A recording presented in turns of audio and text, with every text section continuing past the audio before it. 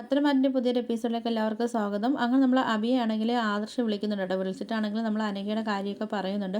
അനഘ ഇപ്പം കുറേശ്ശെ റിക്കവറൊക്കെ ആയി വരുന്നുണ്ട്, മരുന്നിനോട് പ്രതികരിക്കുന്നതെന്നൊക്കെ ഡോക്ടർ പറഞ്ഞെന്നൊക്കെ പറയുന്നുണ്ട് കേട്ടോ. അപ്പോഴത്തേക്ക് നമ്മൾ ആദർശ് പറയുന്നുണ്ട്, എന്തായിരിക്കുന്ന ഒരു തെളിവ് നിനക്ക് എതിരെ ഉണ്ടെന്നൊക്കെ നമ്മൾ ആദർശ് പറയുന്നുണ്ട് കേട്ടോ. ആ സമയത്താണെങ്കിൽ അഭിയാണെങ്കിൽ ഒന്ന് ഞെട്ടിയൊക്കെ ഒന്ന് ഷോക്കൊക്കെ ആവുന്നുണ്ട്. എന്നിട്ട് അഭി പറയുന്നുണ്ട്, ആദർശേട്ട അതാണെങ്കിൽ ഇപ്പം നവ്യയ്ക്കാണെങ്കിൽ ഇപ്പം എന്നെ ഭയങ്കര വിശ്വാസവും സ്നേഹമൊക്കെ, പക്ഷെ ഞാൻ വിചാരിച്ച് ഇങ്ങനല്ല, അമ്മ അവളടുത്ത് കാര്യങ്ങൾ പറയുമ്പോൾ അവൾ മിക്കവാറും എന്നെ തല്ലിക്കൊല്ലുമെന്നൊക്കെ ഞാൻ വിചാരിച്ചത്. പക്ഷേ ഇപ്പോൾ എന്താണെന്ന് അറിയത്തില്ല, അവൾക്ക് എൻ്റെ അടുത്ത് ഭയങ്കര വിശ്വാസവും കാര്യങ്ങളൊക്കെയാണ് നമ്മൾ അഭി പറയുന്നത് കേട്ടോ. ഈ സമയത്ത് തന്നെ നമ്മളെ നവ്യയെ നിരീക്ഷിക്കാൻ വേണ്ടിയാണെങ്കിൽ നമ്മൾ നാഗേന്ദ്രനും ഡേവിഡും ആണെങ്കിൽ ഒരാളെ ഏർപ്പാടൊക്കെ ചെയ്തിട്ടുണ്ടായിരുന്നു. അപ്പം നവ്യയുടെ ഇനി തീരുമാനങ്ങൾ എങ്ങനെയാണെന്നൊക്കെ ഉള്ള ഇതൊക്കെ അറിയാൻ വേണ്ടിയൊക്കെ ഏർപ്പാടൊക്കെ ചെയ്തിട്ടുണ്ടായിരുന്നു. അപ്പോഴത്തേക്കും നാഗേന്ദ്രൻ പറയുന്നുണ്ട്, ഇനി എന്തായാലും അനഘ ആണെങ്കിൽ സംസാരിച്ച് തുടങ്ങിക്കഴിഞ്ഞാൽ ആകെ പ്രശ്നമാവും.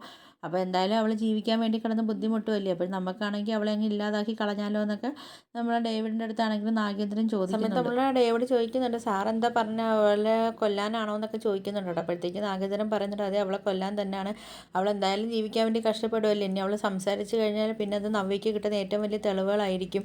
അപ്പോൾ അതെന്തായാലും അങ്ങനെ ഒരിക്കലും വരാൻ പാടില്ല എന്നൊക്കെ നാഗേന്ദ്രൻ പറയുന്നുണ്ട് കേട്ടോ നമ്മൾ ഡേവിഡിൻ്റെ അടുത്ത്. ഈ സമയത്ത് പിന്നെ നമ്മളെ നയനയും ആദർശമാണെങ്കിൽ അനഘയെക്കുറിച്ച് സംസാരിക്കുന്നുണ്ട്. അപ്പോൾ അനഘയുടെ കാര്യമാണ് ആദർശ് പറയുന്നുണ്ട്, ഡോക്ടറെ എന്തായാലും പോയി കണ്ടിട്ടുണ്ട്, അപ്പോൾ അനഘയ്ക്കാണെങ്കിൽ ബെറ്റർ ആവുന്നുണ്ട്, എന്തായാലും കുറച്ചും കൂടെയൊക്കെ ആയി കഴിയുമ്പോൾ അനഘയ്ക്ക് സംസാരിക്കാൻ പറ്റുമെന്നൊക്കെ പറയുന്നുണ്ട് കേട്ടോ. ആ സമയത്താണെങ്കിൽ നമ്മൾ നയന ചോദിക്കുന്നുണ്ട്, ആദർശട്ട അത് അനഘ സംസാരിച്ച് കഴിഞ്ഞാൽ നമുക്ക് ഏറ്റവും വലിയ തെളിവാകും, പിന്നെ നമുക്ക് ആർക്കും നമ്മളെ തോൽപ്പിക്കാൻ പറ്റത്തില്ല എന്നൊക്കെ നമ്മൾ നയന പറയുന്നുണ്ട്. അങ്ങനെ നയന പറയുന്നുണ്ട്, അപ്പം അനഘയാണെങ്കിൽ റിക്കവറായി വരുന്നതോറും എനിക്ക് ടെൻഷൻ, ആദർശട്ട ഇനി അനഘ ആരെങ്കിലും എന്തെങ്കിലും ചെയ്യുമോ, ഇപ്പോൾ തന്നെ അവിടുത്തെ ആദർശട്ടം പറഞ്ഞിട്ടുണ്ടായിരുന്നല്ലോ, അപ്പം അനഘ ഇങ്ങനെ റിക്കവറായി വരുന്നതെന്നൊക്കെ പറയുന്നിട്ടുണ്ടല്ലോ, പിന്നെ നിനക്കന് ജീവിച്ചിരിക്കുന്ന ഒരു തെളിവുണ്ടെന്നൊക്കെ പറഞ്ഞായിരുന്നല്ലോ, ഇനിയിപ്പോൾ അതൊക്കെ വെച്ചിട്ടാണെങ്കിൽ ഇനി അനഘയെ അവരില്ലാതാക്കാൻ വേണ്ടി ശ്രമിക്കുമോ എന്നൊക്കെ നയന ചോദിക്കുന്നുണ്ട്. എന്തായാലും ഇനി നമ്മൾ അനഘയുടെ കാര്യത്തിൽ കുറച്ചും കൂടെ നമ്മൾ ശ്രദ്ധ കൊടുക്കണമെന്നൊക്കെ പറയുന്നുണ്ട് കേട്ടോ. എന്നിട്ട് പറയുന്നുണ്ട്, എന്തായാലും ഒന്നാമത് ഇപ്പം നമ്മൾ ശത്രു ആണെങ്കിൽ അബിയുടെയൊക്കെ കൂടെ അവർ ചേർന്ന് നിൽക്കുന്ന, വേണമെങ്കിൽ അബിയുടെ ജീവിതം സേഫാക്കാൻ വേണ്ടി അവർ വേണമെങ്കിൽ രണ്ടുപേരും കൂടെ ചേർന്നിട്ടാണെങ്കിൽ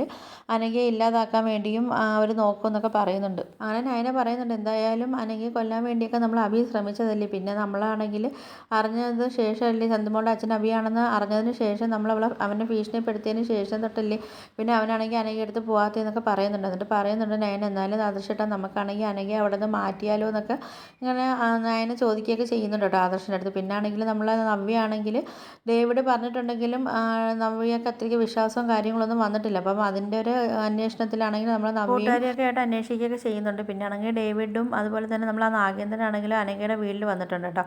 വന്നിട്ടാണെങ്കിൽ അനഘയുടെ അടുത്ത് ചോദിക്കുന്നുണ്ട്, ഞങ്ങളെ അറിയാമോ എന്നൊക്കെ ചോദിക്കുന്ന സമയത്താണെങ്കിൽ അനഘയ്ക്കാണെങ്കിൽ ആകെ ടെൻഷൻ ചെയ്ത്, അപ്പം ഇവരെ കണ്ടിട്ടൊന്നും ഇല്ലല്ലോ, അപ്പം അവർ പറയുന്നുണ്ട്, എന്തായാലും നിന്നെ രക്ഷിക്കാൻ വേണ്ടിയാണ് ഞങ്ങൾ വന്നതെന്നൊക്കെ പറയുന്നുണ്ട് കേട്ടോ. അപ്പോഴത്തേക്കാണെങ്കിൽ നമ്മൾ അനഘയ്ക്കാണെങ്കിൽ ആകെ ടെൻഷൻ ആവുകയും ചെയ്യുന്നുണ്ട്. കാര്യം അനഘ ഇതുവരെയ്ക്കും ഇവരെ കണ്ടിട്ടൊന്നുമില്ല. അപ്പോഴത്തേക്ക് അനഘ ഇങ്ങനെ ചിന്തിക്കുന്നുണ്ട്, എന്നെ രക്ഷിക്കാൻ എന്തായാലും ആരും ഇപ്പം വരാൻ പോകുന്നില്ല, അഥവാ വന്നാലും അതിന് അനേശയും ആദർശമായിട്ടും മാത്രമാണല്ലോ എന്നെ രക്ഷിക്കാൻ വരുന്നത്, ഇവരാരാണെന്ന് അറിയുന്നില്ലല്ലോ. അപ്പോൾ ഇവർ കൂടെ കൂടെ ഇങ്ങനെ പറയുന്നുണ്ട്, നിന്നെ രക്ഷപ്പെടുത്താനാണ് ഞങ്ങൾ വന്നതെന്നൊക്കെ ഇവരിങ്ങനെ കൂടെ പറയും തോറും നമ്മൾ അനഘയ്ക്കാണെങ്കിൽ ആകെ ടെൻഷൻ കയറിക്കൊണ്ടേ ഇരിക്കുകയൊക്കെ ചെയ്യുന്നുണ്ട്. ആ സമയത്ത് നാഗേന്ദ്രനാണെങ്കിൽ ഡേവിഡിൻ്റെ അടുത്ത് പറയുന്നുണ്ട്, എന്നാലും ഡേവിഡ് നീ ഒരു കാര്യം ചെയ്യുന്ന അവളെ അങ്ങ് രക്ഷിക്കാൻ പറയുന്നുണ്ട് കേട്ടോ. ആ സമയത്ത് ഡേവിഡ് ആണെങ്കിൽ ഒരു തലയണയൊക്കെ എടുത്തിട്ട് നമ്മൾ അനഘയുടെ അടുത്തോട്ടൊക്കെ ചെല്ലുന്നുണ്ട് കേട്ടോ. അപ്പോഴത്തേക്ക് അനഘയാണെങ്കിൽ ആകെ പേടിച്ചൊക്കെ ഇരിക്കുക.